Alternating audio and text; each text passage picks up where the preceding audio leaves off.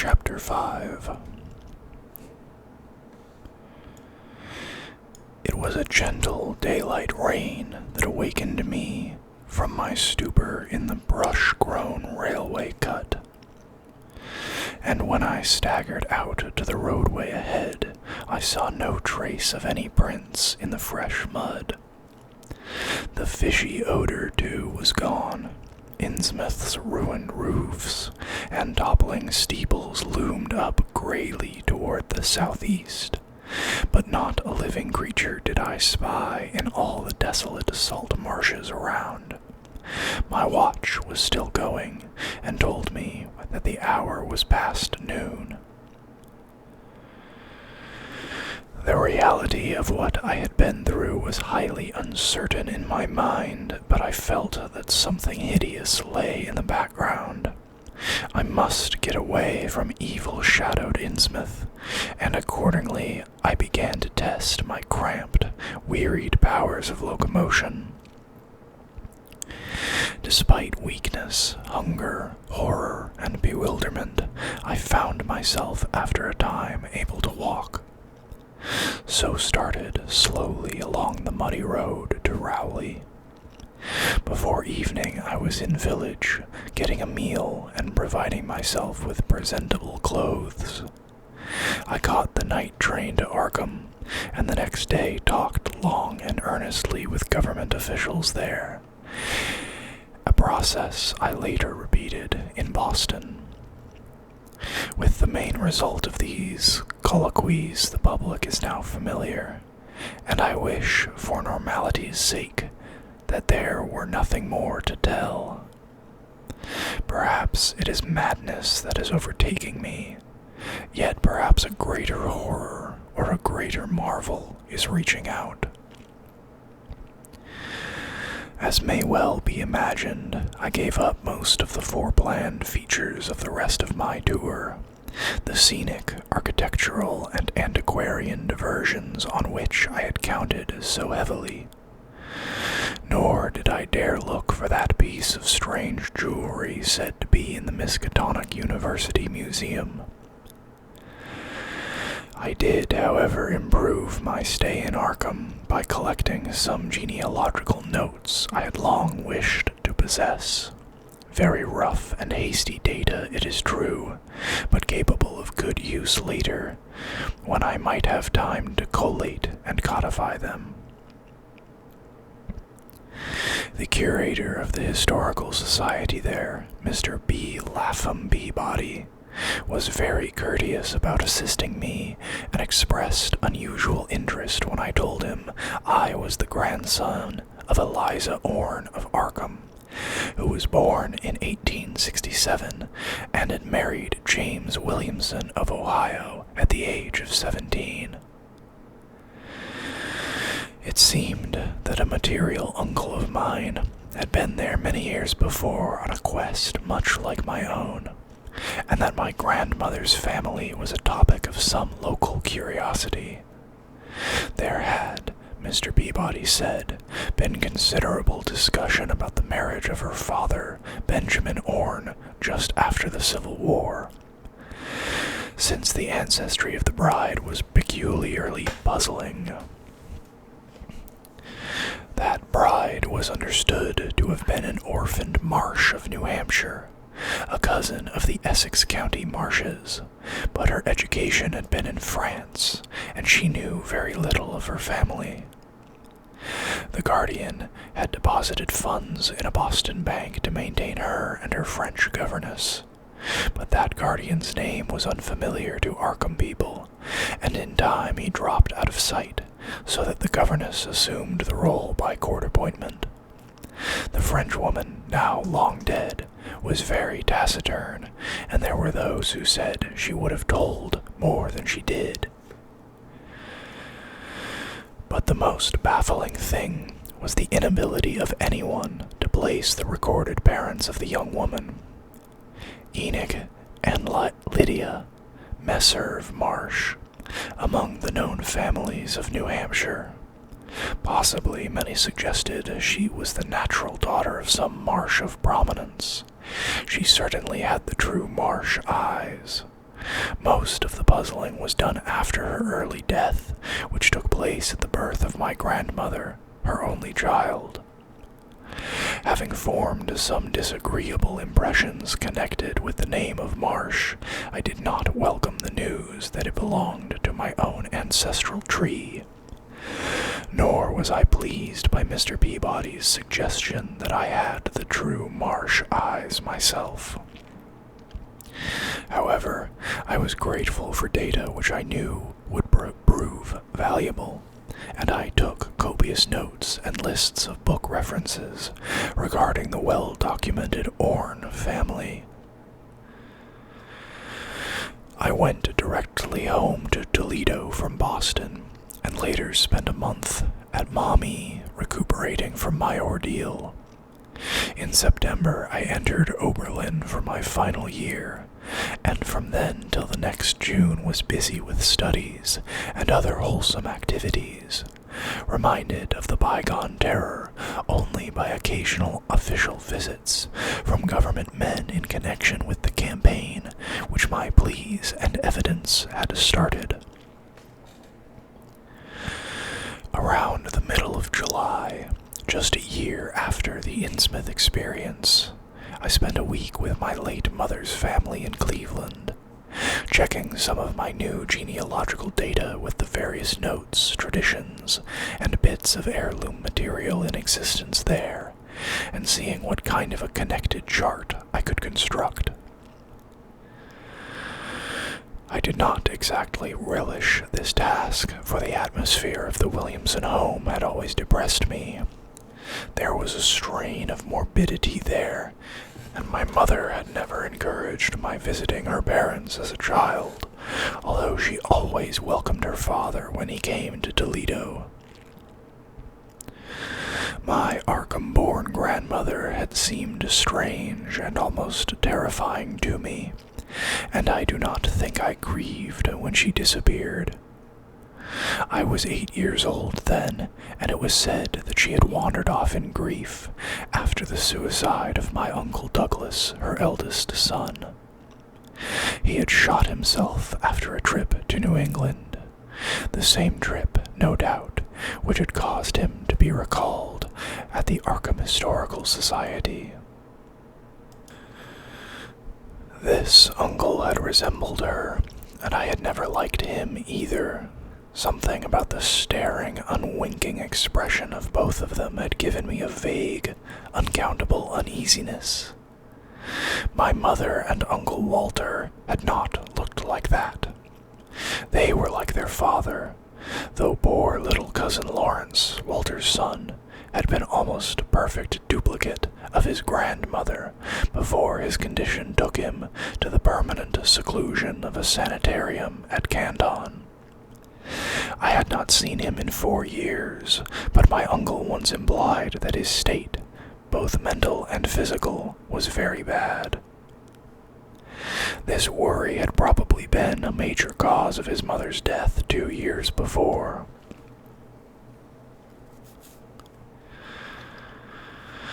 My grandfather and his widowed son Walter now comprised the Cleveland household, but the memory of older times hung thickly over it.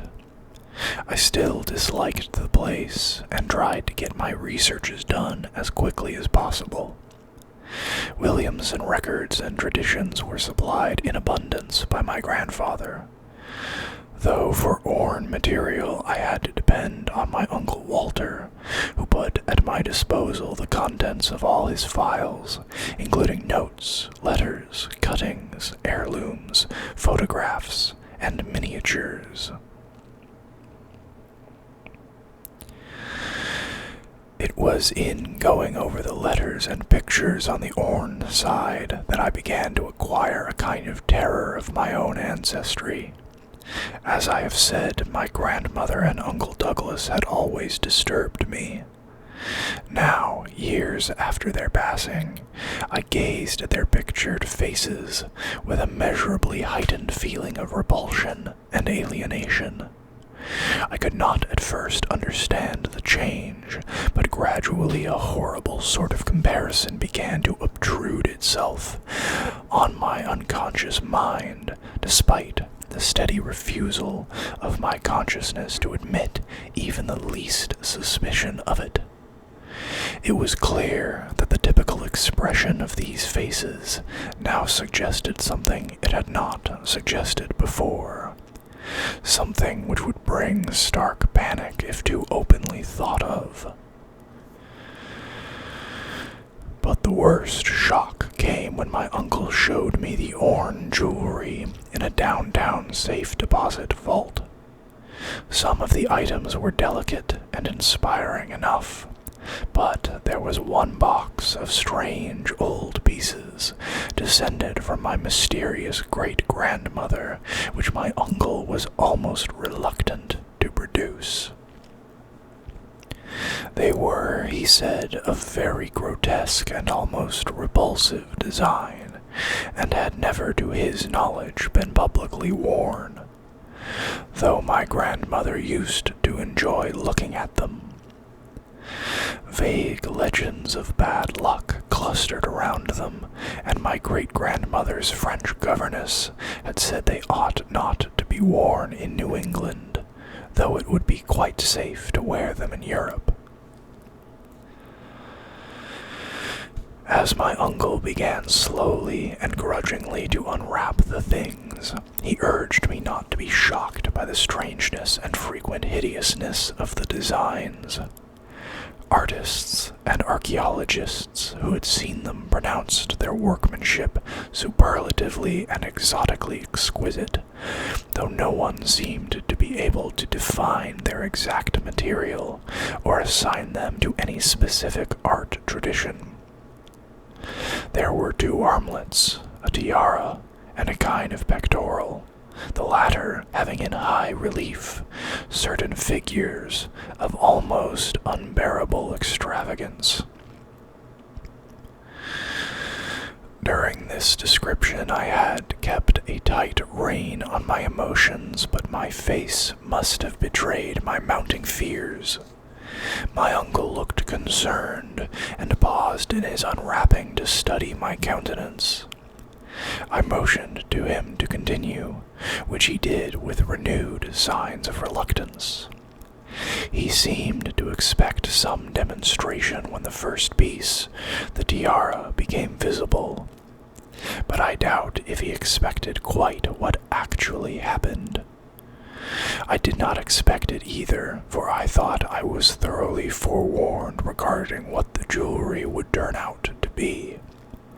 What I did was to faint silently away, just as I had done in that briar-choked railway cut a year before. From that day on, my life has been a nightmare of brooding and apprehension. Nor do I know how much is hideous truth and how much madness. My great-grandmother had been a Marsh of unknown source, whose husband lived in Arkham, and did not old Zadok say that the daughter of Obed Marsh, by a monstrous mother, was married to an Arkham man through trick? What was it the ancient toper had muttered about the line of my eyes to Captain Obed's? In Arkham, too, the curator had told me I had the true Marsh eyes. Was Obed Marsh my own great-great-grandfather? Who, or what, then, was my great-great-grandmother? But perhaps this was all madness. Those whitish gold ornaments might easily have been bought from some Innsmouth sailor by the father of my great-grandmother, whoever he was. And that look in the staring-eyed faces of my grandmother and self-slain uncle might be sheer fancy on my part. Sheer fancy, bolstered up by the Innsmouth shadow which had so darkly colored my imagination. But why had my uncle killed himself after an ancestral quest in New England? For more than 2 years I fought off these reflections with partial success, My father secured me a place in an insurance office, and I buried myself in routine as deeply as possible. In the winter of 1930-31, however, the dreams began. They were very sparse and insidious at first, but increased in frequency and vividness as the weeks went by. Great watery spaces opened out before me, and I seemed to wander through titanic sunken porticos and labyrinths of weedy cyclopean walls, with grotesque fishes as my companions. Then the other shapes began to appear, filling me with nameless horror the moment I awoke. But during the dreams they did not horrify me at all. I was one with them, wearing their inhuman trappings, treading their aqueous ways, and praying monstrously at their evil sea-bottom temples. There was much more than I could remember, but even what I did remember each morning would be enough to stamp me as a madman or a genius if ever I dared write it down. Some frightful influence I felt was seeking gradually to drag me out of the sane world of wholesome life into unnameable abysses of blackness and alienage, and the process told heavily on me. My health and appearance grew steadily worse, till finally I was forced to give up my position and adopt the static, secluded life of an invalid. Some odd, nervous affliction had me in its grip, and I found myself at times almost unable to shut my eyes. It was then that I began to study the mirror with mounting alarm. The slow ravages of disease are not pleasant to watch, but in my case there was something subtler and more puzzling in the background. My father seemed to notice it too, for he began looking at me curiously and almost affrightedly.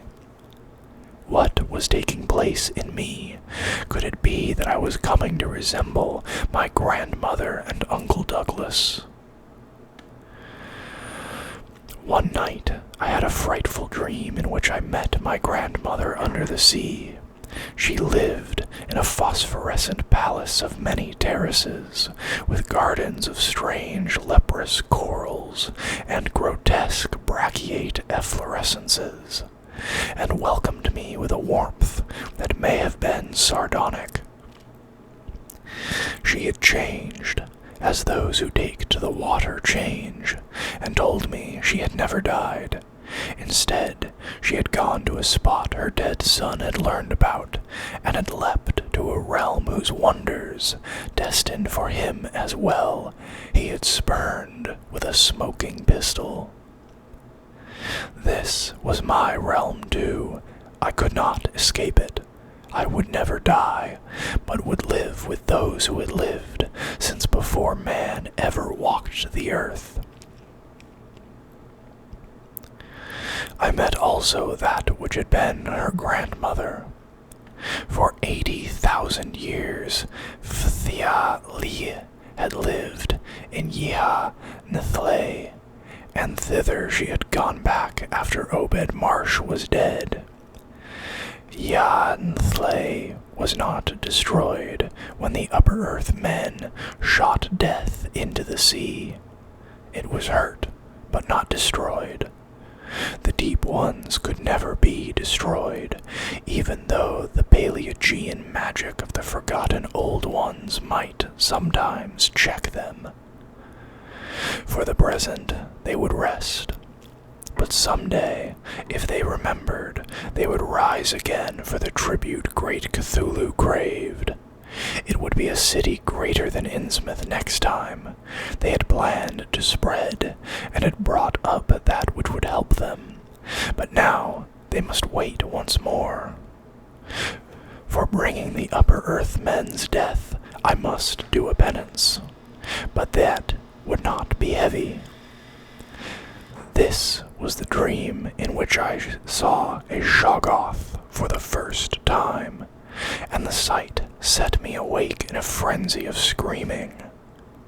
That morning the mirror definitely told me I had acquired the Innsmouth look. So far I have not shot myself as Uncle Douglas did. I bought an automatic and almost took the step, but certain dreams deterred me. The tense extremes of horror are lessening, and I feel queerly drawn toward the unknown sea deeps instead of fearing them.